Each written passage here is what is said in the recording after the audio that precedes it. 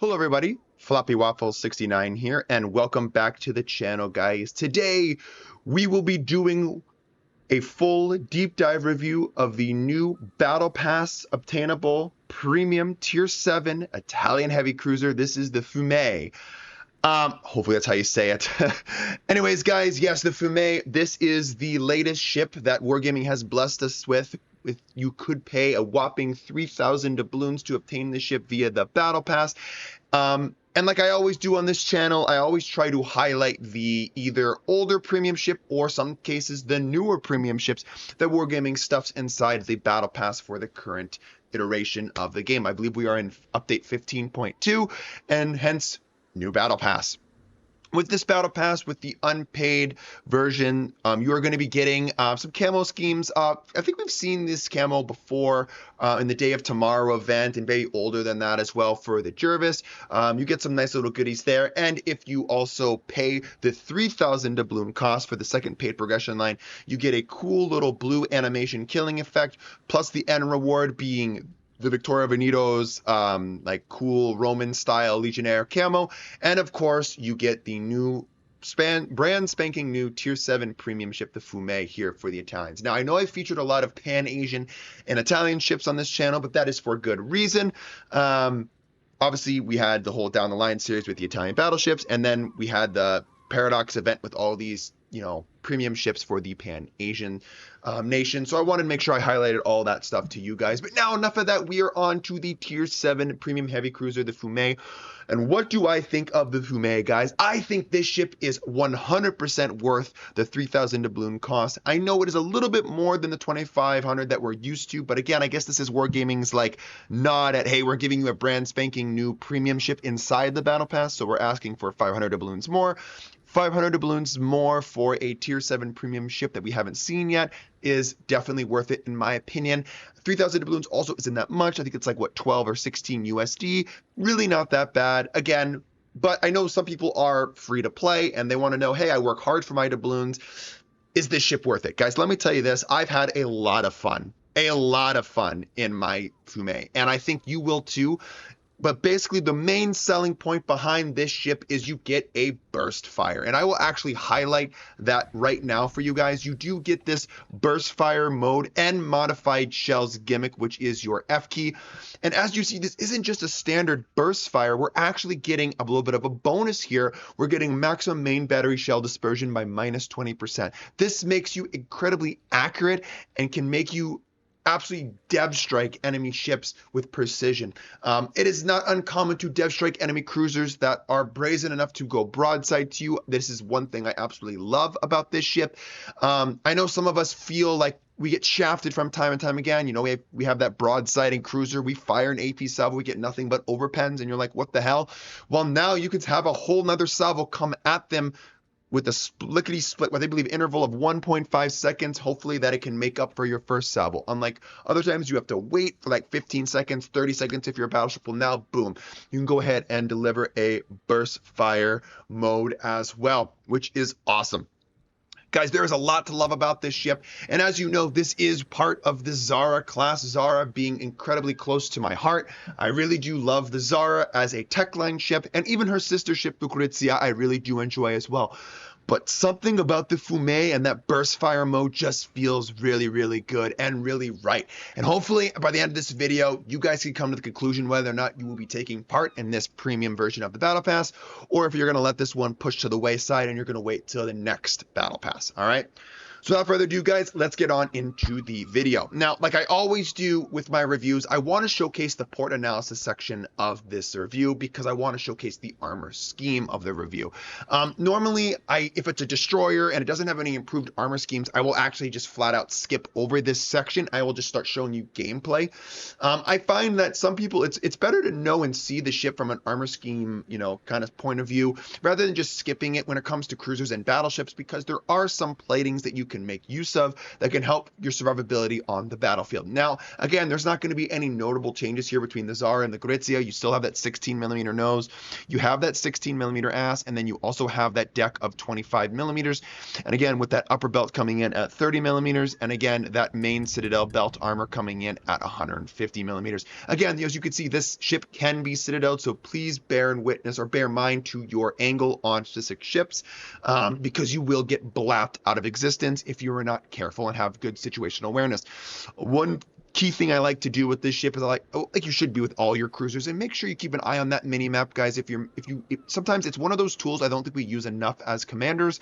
Just make sure you know where your ship's at and where the enemy threats are at all times. Now, of course, you have some ways to mitigate that. I think the handling on this ship is pretty damn exquisite, and you actually do have the Italian staple, which is the exhaust smoke generator as well, which can help get you out of some sticky situations. But again, we'll talk about that here in a little bit.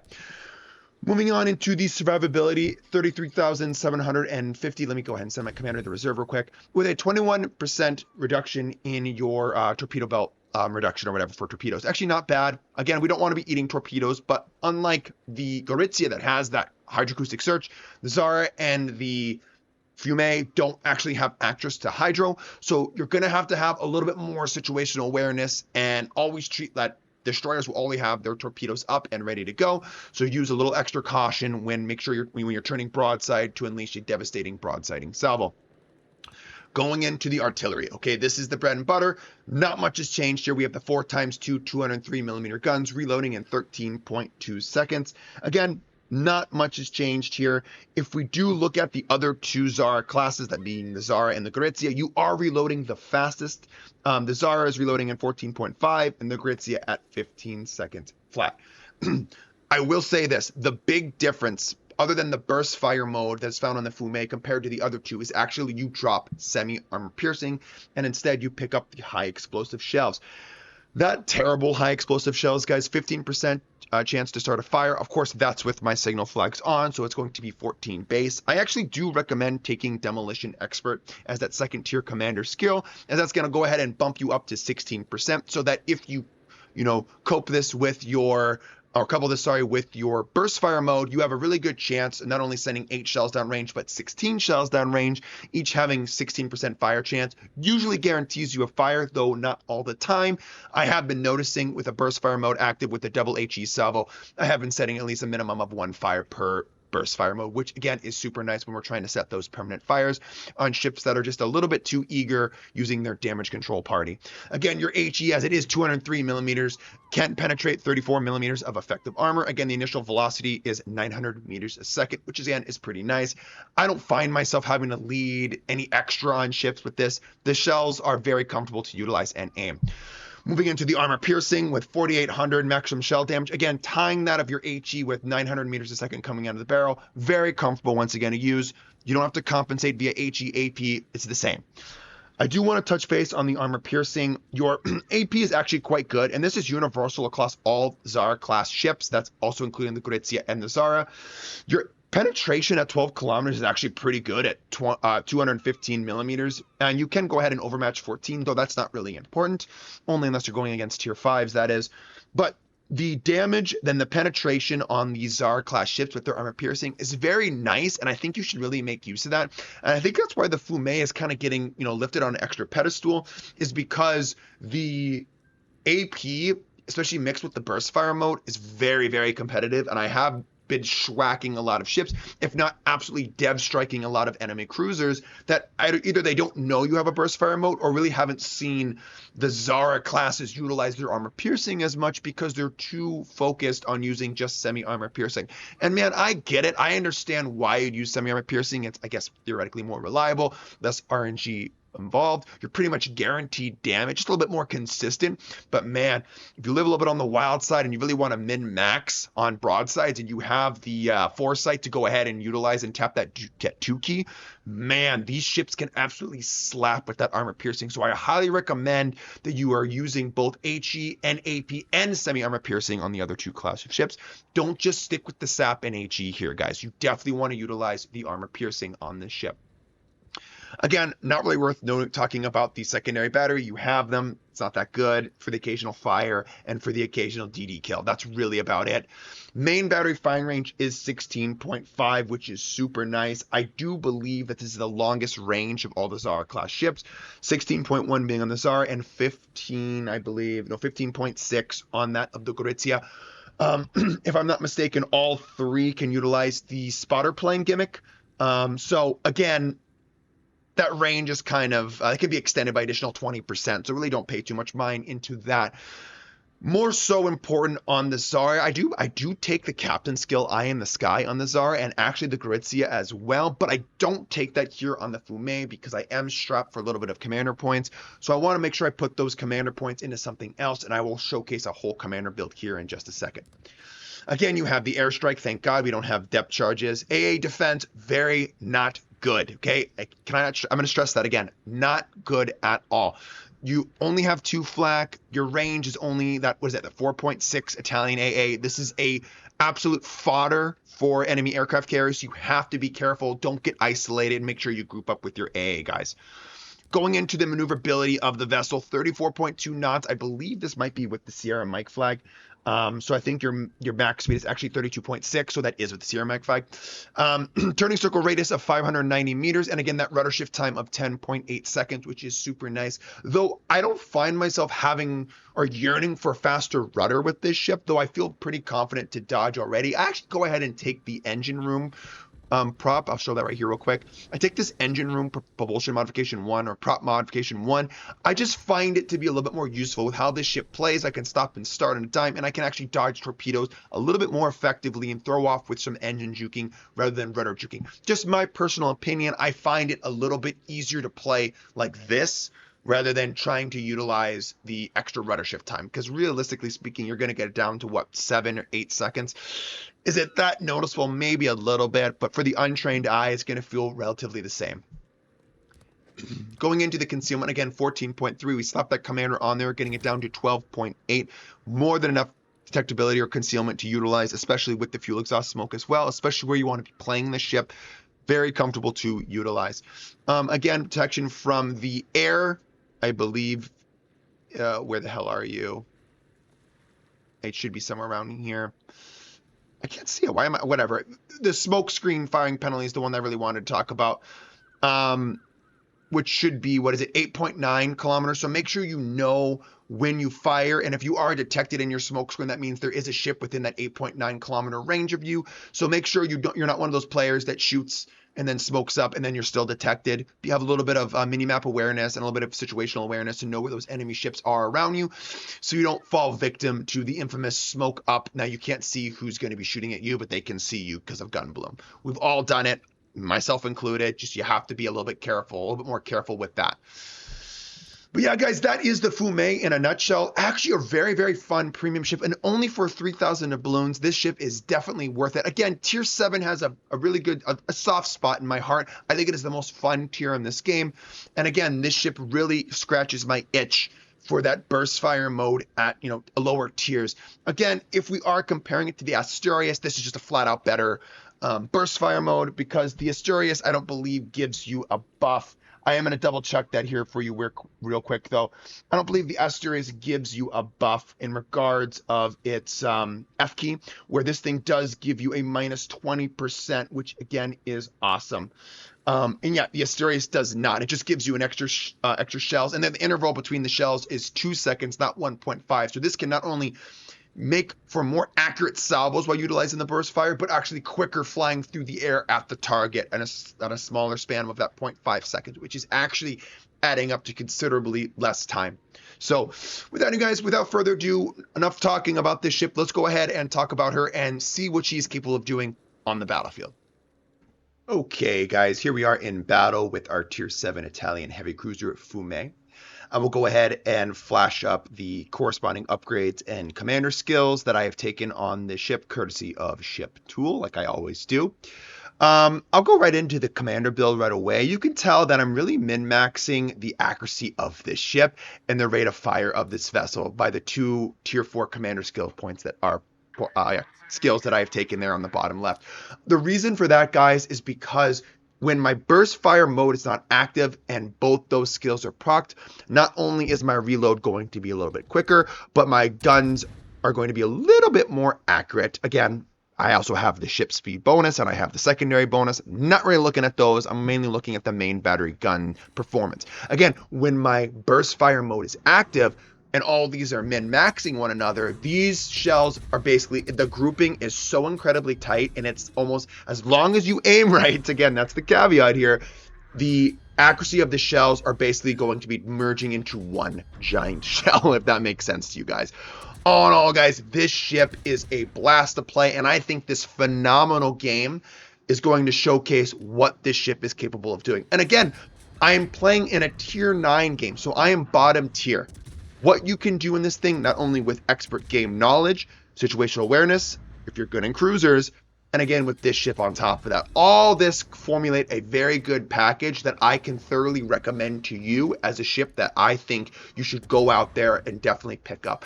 Now, if you don't want to spend the 3,000 doubloons, I have good news for you. I believe this is considered an uncommon ship, so more likely than not, 6 months down the road, you're probably going to see this ship come into the game again via the armory in the form of a premium ship that you can go ahead and pick up. Of course, it's probably going to be more expensive than 3,000 doubloons, but again, if you're kind of on the fence and this video really doesn't sell you on it, then, you know, you can wait again, get the 25% off doubloon coupon, and who knows what the price is going to be then for you, right? Actually, I'm sure that you actually can figure out what the price is going to be. I don't want to do it for you because I'd rather talk about the ship and what she is and how she plays right now.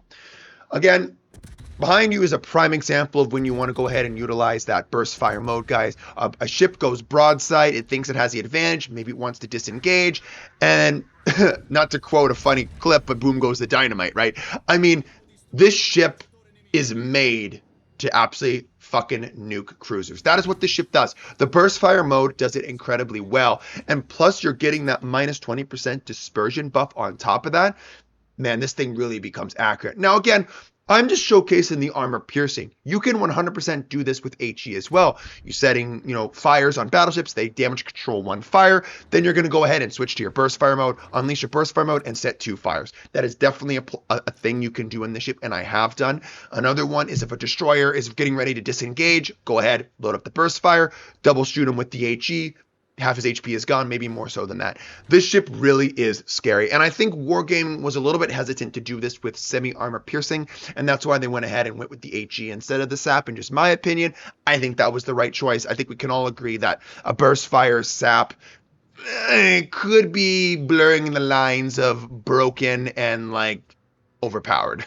You know what I mean? It's definitely incredibly too strong to see, especially down at tier 7. Again, who knows what they're going to do with the game with top tier. Hopefully I'm not putting bad thoughts into Wargaming's head and minds, whatever, but hey, who knows, right? One thing about the burst fire mode too is it's very similar to that of the Conde. Now the Conde is going to get an additional plus 25 on its penetration, and I believe plus 25 on its damage, if I'm not mistaken. But the Conde also does receive that minus 20% dispersion buff. So if you're familiar with how the Conde's guns feel when you utilize the burst fire mode with that accuracy, then the Fiume is going to feel right at home for you. Again, that thing has quad turrets. This thing only has double barrel gun turrets. So again, pick your poison here. You know what I mean? Take it with a pinch of salt. Also, that's a super ship. So, okay, some things you want to touch base on or talk about with the Fiume. I think the Fiume is an excellent ambusher, and I think if you can take advantage of people's lack of awareness, this ship really capitalizes on that because of the burst fire mode, right? How you want to play this ship generically or without trying to ambush is you want to be in the kited position and you want to be spamming HE for the most amount of times. And again, every now and then supplementing with your armor piercing.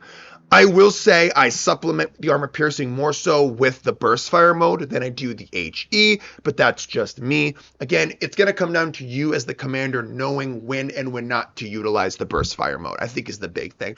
And what are some hints I can give you to utilize the burst fire mode? Basically, the things that I would utilize the burst fire mode is if any ship is going to flash you broadside when you have armor piercing, especially that of cruisers at relatively closer ranges, 13 kilometers or less, maybe 14 kilometers or less, go ahead and tap that F key. If a battleship goes ahead and damage controls one fire or one flood, wait a salvo, then go ahead and switch to your F key and double tap them with the F key burst fire mode to go ahead and set another permanent fire, or maybe two if you're lucky. And the last one would be if a ship is getting ready to fall off detection, or if you're getting ready to sail behind an island and you have basically one more salvo to unload, go ahead and switch the F key and unload a burst fire mode to deal as much damage as possible to the target before you disengage and or he disengages. Those are kind of the three scenarios that I could really recommend and should be recommending to you about how to utilize that F key. I think all three are very plausible, and I think it's just a generic rule of thumb. Again, though, like I've already stated, it's going to come down to you as the commander to know when and when not to go ahead and dab that F key. Another big mistake I see, not only with the Fiume so far, but also with all burst fire mode ships, is just because you have a burst fire doesn't mean every single salvo needs to be a burst fire, okay? We all know that the burst fire mode significantly increases your damage per second, but also hurts your damage per minute. In my opinion, damage per minute is going to be the better of the two to focus on. So we want to make sure that we're not just using the F key end all be all every single time, okay? It's a good thing to utilize, but again, we need to know when to utilize it and when not to utilize it. And more often than not, the F key can hurt you and your game impact via the damage if you use it too often, because then if ships see this, like especially if you're fighting a player like myself and I see a guy is only utilizing the F key, I will wait till he burst fires and then I will open up, even if it be a destroyer, a cruiser, whatever, and just deal basically 2 or 3 salvos worth of damage at that target when he literally is just staring at me with his basically hands up in the air going, well, I can't shoot anyways. It's one of those things you have to be a little bit more cognizant of your decision making when utilizing that F key. Now, this ship handles incredibly well. You saw about the upgrades that I listed on the screen. I actually go ahead and take the engine prop or propulsion mod in the 4th slot, not the rudder shift. To me, it's one of those things, I don't think the rudder shift time is actually going to translate to any better maneuverability out of your ship. It's going to be so marginal that you're really not going to notice it as much, is what I'm trying to say. I think you're going to get more use out of the engine prop, so you can start and stop 50% faster, essentially, or regain your engine power 50% quicker. It's going to allow you to dodge more torpedoes, even more incoming salvos, and allow you to kite a little bit easier. That's kind of the reasons why I opted to go with that and not the rudder shift time. Again, it's going to come down to you. Whatever you feel more comfortable in is what I'm going to recommend. I'm just recommending a generic build on these ships because I think for the average user, you guys just want to be steered in the right direction of how do I build this ship and how do I play this ship. It's not worth sitting there and saying, well, with this experimental build, I could do X, Y, and Z. It's like, you're just going to get confused, and I don't want to do that to you on this channel. Now, I will say this, with the commander build, as you saw, I did opt to take priority target, and that's because I am recommending to you to take priority target because you should know how many ships are targeting you with their main battery guns and how many ships are not. If you're a little bit more of a daring man, I would go ahead and drop priority target and take that consumable, is it specialist or reload, the one that allows your consumables to last, I think, 10% longer. I have noticed that on the smoke screen when it comes to the Fiume, that your smoke screen doesn't last as long. And again, having the extra range to, play with, essentially, maybe get a couple salvos off here and there, it does help you out a lot. So that would be one recommendation, that if you're looking for a little bit more of a exciting, daring build, you think you're good with your situational awareness, you can read the mini map, you don't need to know who's targeting you at all times, then I would go ahead and recommend you drop the priority target skill. Because again, priority target is 2 points, it's not 1. You have incoming fire alert, which is your 1. Again, either of those 2 skills I would try to pick up. It's just basically going to fall upon you, whatever makes you feel more comfortable, especially in a cruiser. As we know, Battleships love shooting at your cruisers because overmatch is sadly a thing in this game. So the point and click mentality is a thing. So it basically comes on you as the cruiser player to dodge every single shell, because I would not rely on your armor hardly at all to deal with large caliber armor piercing. You're just not. And again, God forbid you to deal with large caliber sap, you're going to be getting, brought behind the woodshed essentially and get taken to Pound Town, because that's what's going to happen. Another thing about the Fiume is you don't have torpedoes. So what does this mean? Well, the Zara has torps. It can sling them out there. I believe it's 13.5 kilometer range torpedoes. They don't hit relatively hard. They're really slow, almost landmines, but you can send them out, and at least you have them. You have some kind of mitigation that you can supplement, some flooding and some, I guess, higher damage than normal to ships. You don't have that on the Fiume. All you have is your main battery gun. So very similar to that of the Gorizia. But the Gorizia has that 6 kilometer German hydro at tier 7, which is insane. Very, very nice. Very, very underrated. Again, though, what would I rather have? Hydro or burst? I think if you have really good game knowledge and know how burst fire modes work, the burst fire is just going to be a better supplementing tool to utilize than hydro. Hydro is going to be more universal. It's going to be used in wider situations, and you're going to get more out of it. Spotting, torpedo damage mitigation. But again, all these things can basically be learned just by having more situational awareness in the game and understanding who you're fighting and their reload times of their armaments. Like, obviously, I know the Jaeger has 12 torpedoes. He has 4 launchers of 3. His torps go 12 kilometers. They don't hit particularly hard, but they're fast as fuck, and he has a really fast reload time. As long as I know what I'm fighting, I can plan and pre-plan my maneuvers accordingly to know that, hey, this guy's basically on the run with his pants down. He has no way of dealing with me. He's just trying to run. That's how I know I could basically just go broadside and utilize my guns. Notice how I didn't use the F key. I honestly believe, guys, if I utilized the F key earlier on in this engagement, this guy would have gotten away. But we had the due diligence and understanding to know that, hey, we're not going to prop the F key yet. We're going to wait. He still has to get without 5.4 kilometers without a fire on him before I can't spot him anymore, that I can use my final salvo to dish out the pain to him. And as you saw there, we got our 2 commander skills procced, plus that F key, making our dispersion even that much more accurate. There was no way I was not going to kill that guy unless my aim was utter dog shit. That's the only way I'm not going to kill that guy. So again, some things that I want you to focus on is having kind of that game knowledge with the F key, knowing when and when not to utilize it. Don't use it every time, because it's going to translate to you doing less damage and having less game impact, okay? 2, positioning. Just because I have 16.5 kilometer range plus a spotter doesn't mean I need to be at the back end of the map. And 3, you have to understand that you are a cruiser, and at the end of the day, battleships that have big, big guns are still going to absolutely fucking own you if you're not angled appropriately and positioned accordingly. So those are the 3 big things of advice that I can give you. I guess the 4th one would be, make sure you supplement HE and AP. Don't just use armor piercing. That is a waste on this ship. Utilize both. Your HE is adequate enough that you can make use of it, set those fires, and do that kind of like small minor damage, but at least you're going to be setting fires and doing some amounts of damage rather than just ricocheting potentially all of your armor piercing, right?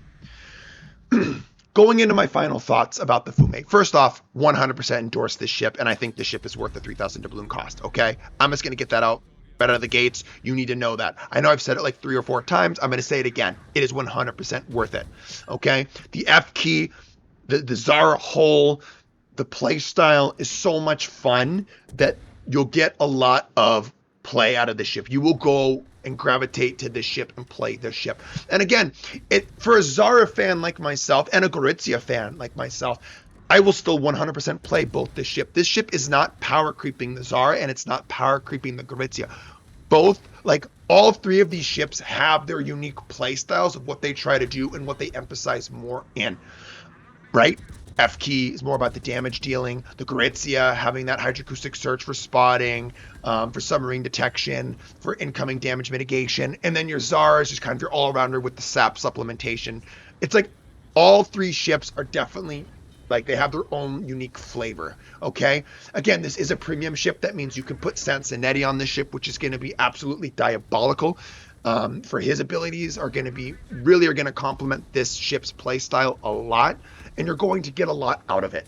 And again, for only 3,000 doubloons, guys, I think this is an absolute steal, and I can't sit here and recommend this ship enough to you guys. Okay, the last thing I would say about this ship is that you don't have a heal, just like the Zara, just like the Gorizia. That means you have to be careful about how much HP you're trading and play a little bit more conservatively in the beginning of the game, like you should all cruisers, and not play as aggressive. Just because you have that fuel exhaust smoke does not mean you need to get in there and make sure you eliminate the enemy destroyer first. Like, play the game. Play the long game. That's what I'm trying to tell you. Play the long game. And I'm telling you, especially here later in the game, I was able to utilize the HP that I saved up all game through very smart decisions and play style. And I was able to utilize half of that in order to get these kills on the Scharnhorst and the Rupik. Also, a big shout out to my Minnesota for landing that one massive AP salvo on the Rupik and the Scharnhorst. It really allowed me to play the way I was capable of playing and do the things I was able to do here to the Ruprecht. Again, those are my final thoughts. Can't recommend this ship enough, guys. This is a blast of a ship. And I think it's going to dominate tier 7. Again, not dominate in the way of being broken, but dominate because it's a fun, unique play style that you're going to get out of your Italian cruisers now. So anyways, we're going to move into the post-battle screen here. As you can see, this is an E-rank game, 156,000 damage. Just all in all, a really well-played game. And I think this game highlighted a lot of the pros and the cons of the ship that I want to make sure that you all see and I stress to you, right? Anyways, 2,900 base XP, almost 3K base XP. What a phenomenal game. Anyways, guys, thank you so much for watching and tuning in today. I will catch you all in the next one. And like always, guys, have a good rest of your day and peace out.